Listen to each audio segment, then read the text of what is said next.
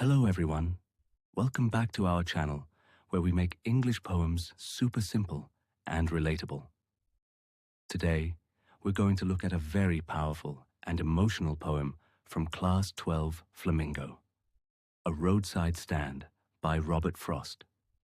Robert Frost is famous for writing about rural life in a very realistic way.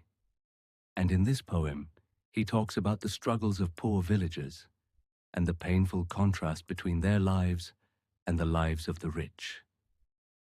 So let's break it down stanza by stanza in the simplest and most relatable way. Stanza uno, the stand and the plea.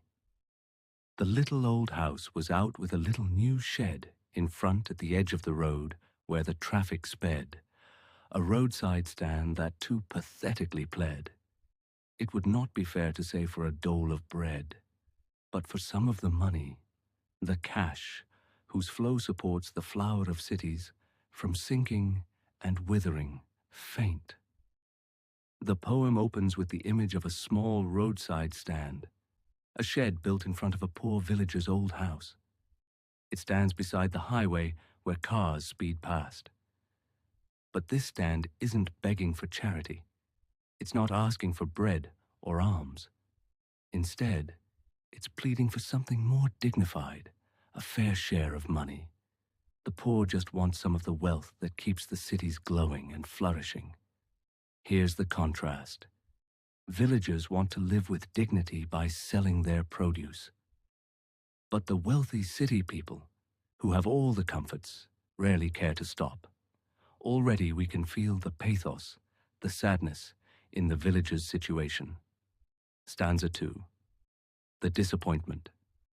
The polished traffic passed with a mind ahead, or if ever aside a moment, then out of sorts, at having the landscape marred with the artless paint of signs that with N turned wrong and S turned wrong.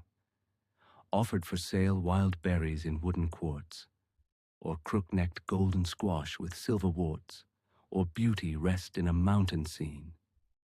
Now, let's see how travelers react. Cars zoom past the stand, their minds focused only on their destination. They don't even spare a glance.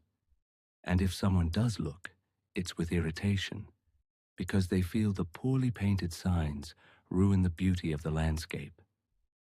The villagers put up signs to advertise things like wild berries, squash, or a stay in the mountain huts. But instead of attracting buyers, these signs make city